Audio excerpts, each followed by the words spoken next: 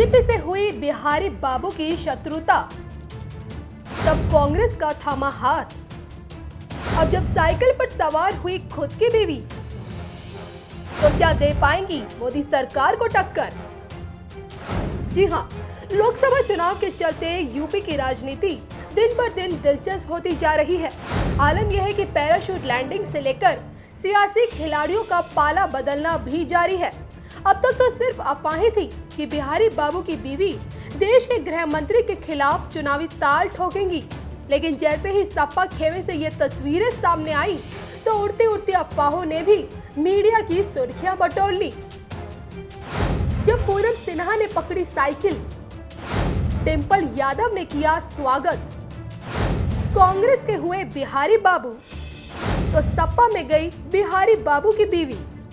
Screen पर दिख रही ये तस्वीरें गवाह हैं समाजवादी पार्टी से मिसेस सिन्हा के जुड़ने की। हाथ में पार्टी सदस्यता का पर्चा है और मन में बीजेपी खेमे को चित करने का इरादा। लेकिन क्या सपा से जुड़कर पूनम सिन्हा विरोधियों को कर पाएंगी चित? ये तो वक्त ही बताएगा। लेकिन भैया जी की पार्टी का दामन थामने से पूनम सिन्हा सुर्खियों में आ गई हैं। अब तक तो बीजेपी से कांग्रेस में गए शत्रुघ्न सिन्हा ही पीएम मोदी पर हमला बोला करते थे। उन्हें तानाशाह से लेकर वन मैन आर्मी और टू मैन पार्टी बताकर तीखे तीर छोड़ा करते थे। लेकिन अब इस रेस में बिहारी बाबू की बीवी पूनम सिन्हा का भी नाम जुड़ चुका है, जो कि पूनम सिन्हा ने समाजवादी पार्टी को ज्वाइन कर लिया है। अब वो भी यूपी में बने गठबंधन का हिस्सा बन चुकी है। ऐसे में सवाल उठता है कि आखिर कहां से वो चुनावी ताल ठोकेंगी, किसके खिलाफ उन्हें चुनावी मैदान में उतारा जाएगा।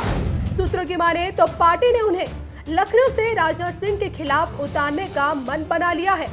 अब अगर मिसेस सिन्हा लखनऊ से चुनावी मैदान में उतरती हैं, तो बीजेपी के गढ़ में जीत का परचम लहराना उनके लिए बड़ी चुनौती होगी, क्योंकि लखनऊ हमेशा से बीजेपी का गढ़ रहा है। 28 सालों तक यहाँ कमल खिला है और पिछली बार भी भारी मतों के साथ राजनाथ सिंह ने यहाँ जीत का बिगुल बजाया था।